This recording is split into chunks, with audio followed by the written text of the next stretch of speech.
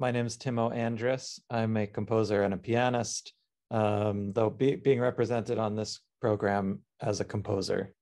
And I live in Brooklyn, New York, but I've known Julian Pelicano, the conductor, since we were in school together.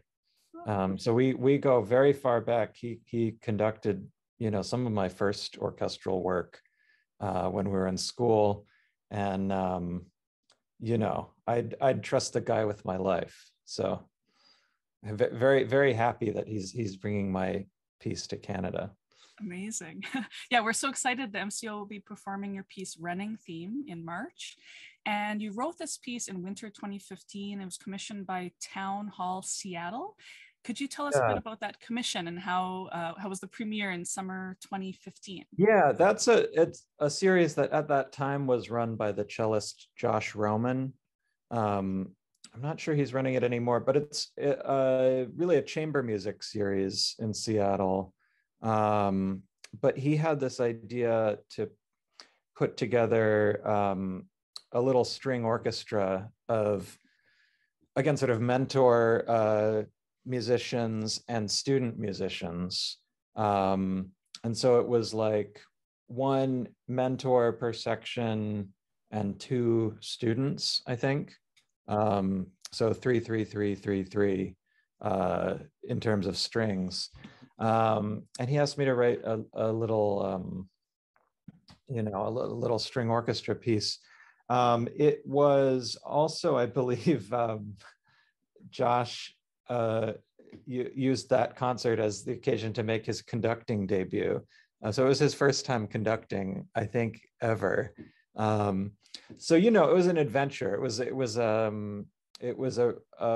It's a difficult piece in certain ways. It presents certain difficulties.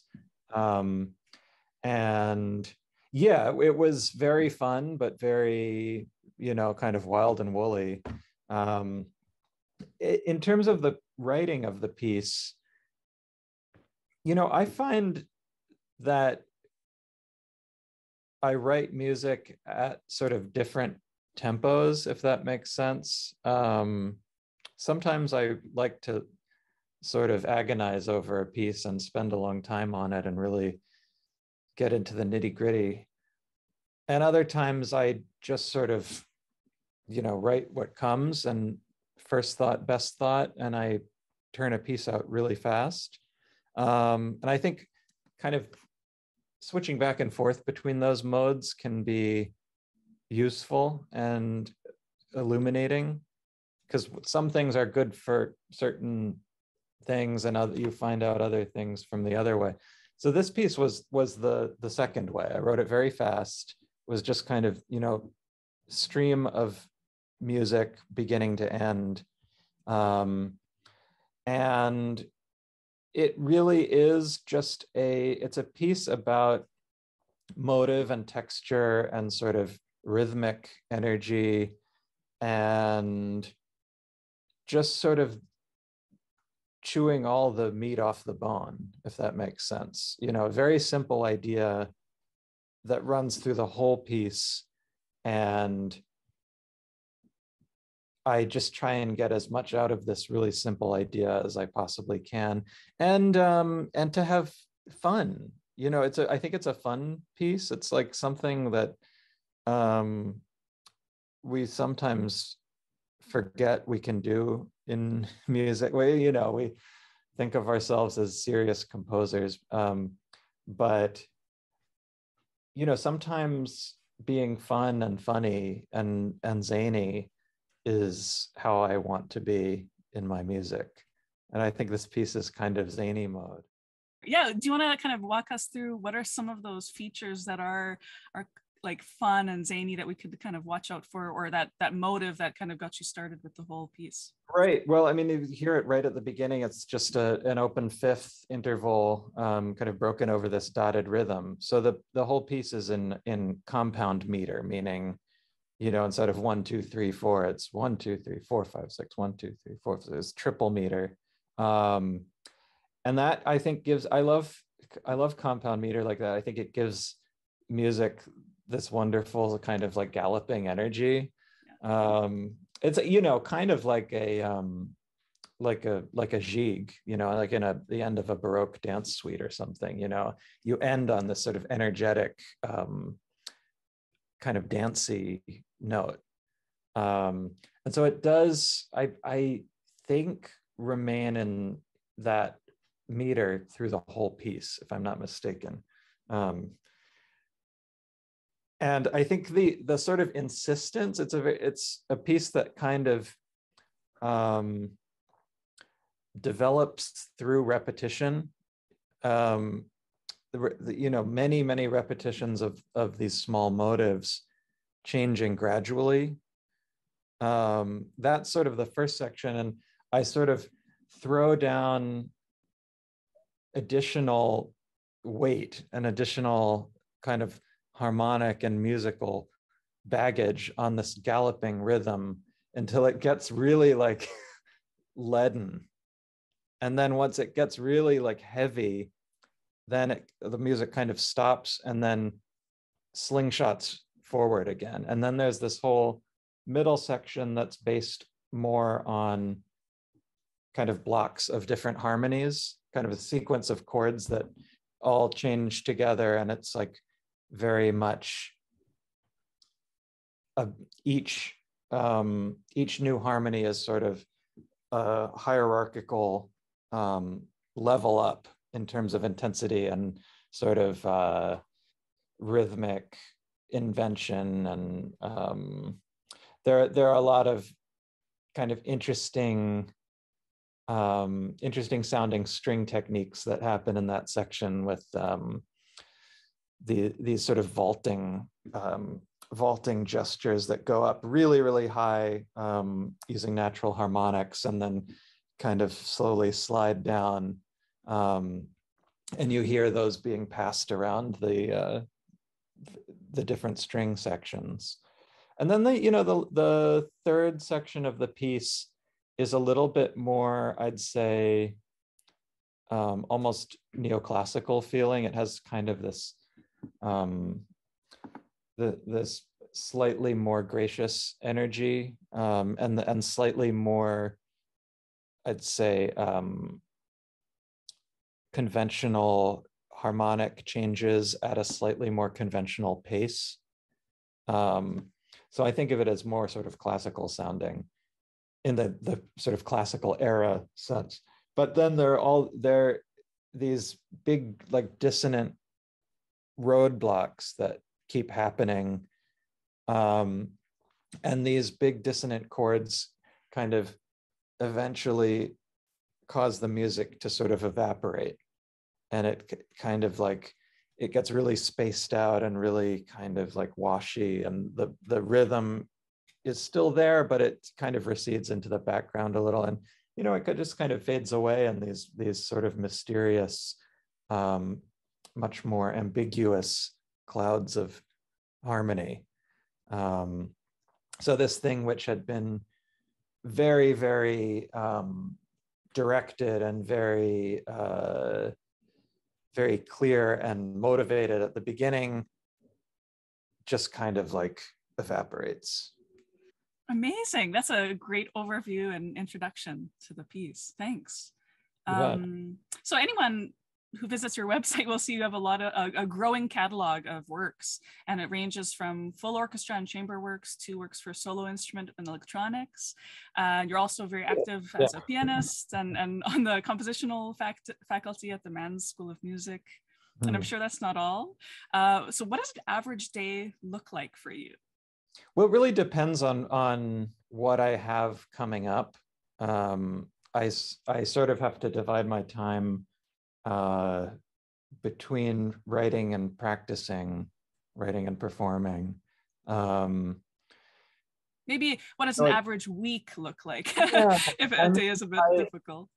Yeah, there again, I mean, it's very much in phases that I have to sort of switch between these modes. But they do sort of feed back into each other, I think. So, I think this past fall I was performing a lot and learning a lot of new music and practicing every day. you know, working up to a bunch of performances, and I didn't get much writing done. I mean, I guess I did finish up some pieces, but it was mostly like I'd wake up and go to the piano and start practicing. Now, sort of the past, since the new year or so, I've been more in composing mode. And that takes a little bit of effort to switch gears to, because I think, you know, both practicing an instrument and writing music take the full, they take your sort of full obsession. You know, you have to sort of obsess yourself with the work in order for it to get done to a reasonable level.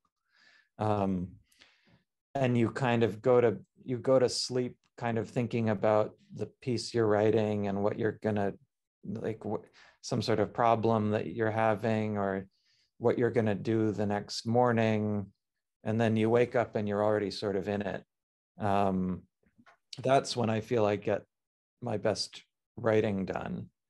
And so, yeah, I mean, it really is kind of a routine thing for me. It's like there's maybe a brief, you know, glint of inspiration, or inspiration is maybe too strong a word, but you know, sort of when at the very beginning stage of writing a piece, there's sort of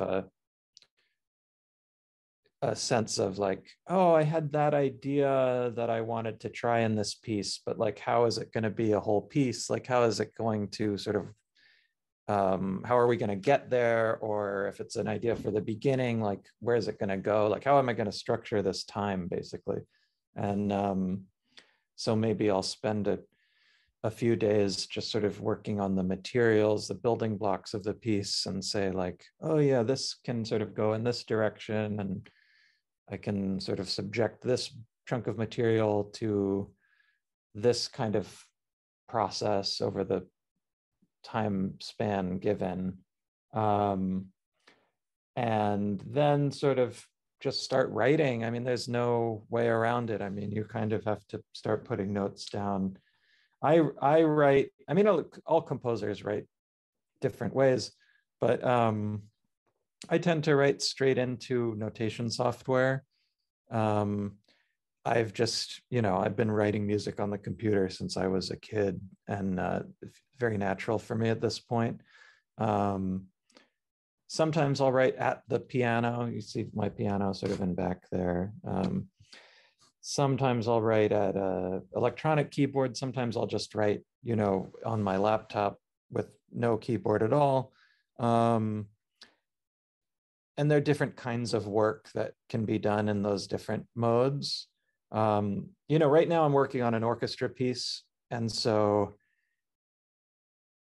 sometimes working things out too much at the piano can not be helpful, because then I sort of fall into writing piano music too much, and I forget about all the things that work differently in the orchestra. So I'm trying to really have my ideas for this piece come out of very specific sounds that I want to get out of the orchestra, if that makes sense. As opposed to, say, when I'm writing piano music, it could be much more about, you know, harmony, like particular chords that I think sound nice on the piano, or particular figurations that work well on piano. You know, it's just a different, acoustically, the orchestra works so differently from really anything else. So I'm writing directly onto full orchestral score, as opposed to, you know, writing for a reduction and then orchestrating it. So I know you have a lot of really exciting upcoming engagements and projects, and actually you're heading off to a residency tomorrow. And just reflecting on the last few years, do you want to tell us a bit about what's been keeping you busy during what you referred to as the quiet season of 2020 and 2021? Yeah, it's been very touch and go. I think, things are, of course, still not back to normal for me or for anyone in our world, I would think. One thing I found to be kind of something to sort of occupy my time and to obsess myself with was I sort of turned my home into a little audio-visual recording studio and started recording myself and making videos, and really became a YouTuber, I guess, during that time. And you can see my my video light set up in the background there. Yeah, so it's been set up since then. Well, we moved actually over the summer, so it's not quite the spot that I sort of got this all up and running. But yeah, it was really a way. I mean, the initial impetus for it was I had been scheduled to have my Carnegie debut solo piano recital that April that the pandemic hit. So it was canceled pretty quickly. And I sort of, I didn't quite know what to do with I just sort of felt like, oh, I've put all this work into this program. I've already been practicing so much. And, it was really only a month and a half out, or so it was like 6 weeks or so.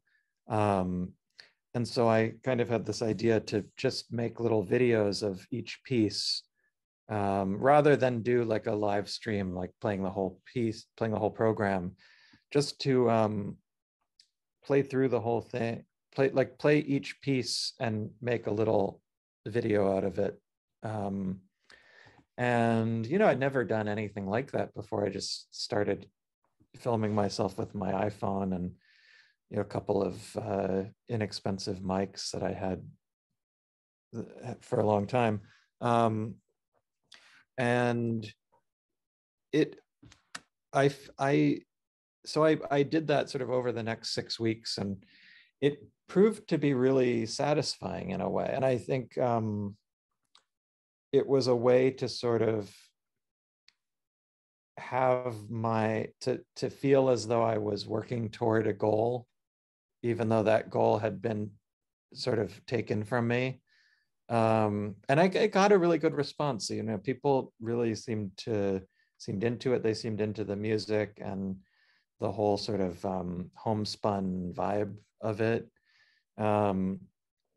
But from there, it was a slippery slope, and I kind of started getting into the technical aspect of it more, like, oh, how can I, like, these are okay looking, but like, how can I make them look more professional? And like, I wanted to sort of do more things with lighting and with sound and production. And so I sort of, the setup really expanded from there over the next year or so.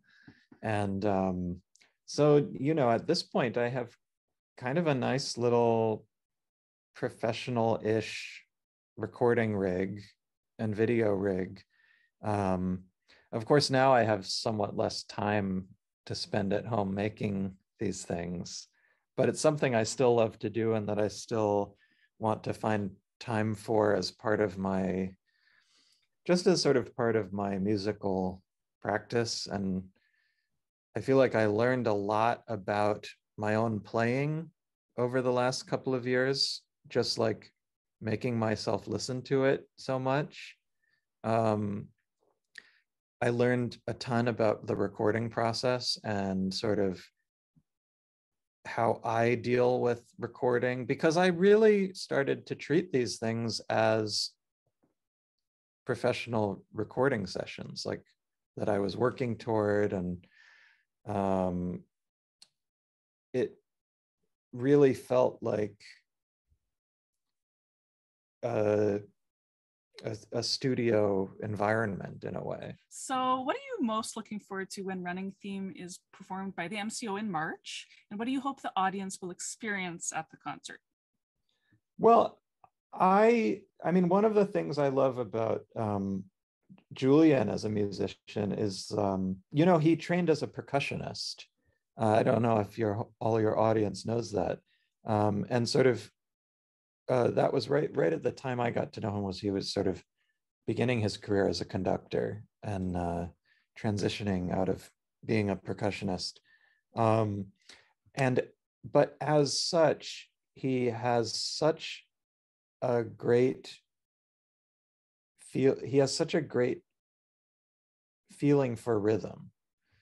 And that, that may sound weird because like it's kind of a conductor's job to like keep the orchestra in tempo or whatever, but like actually not all conductors are equally good at that.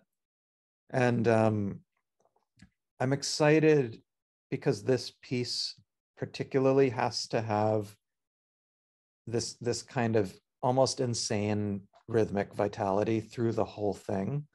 And it can be very hard for a conductor to lead that, and not just to be like a freight train and like steamroll through every musical gesture, but to bring out every musical gesture while keeping that feeling, that sort of galloping energy. I think that's something that Julian will bring to the music very well.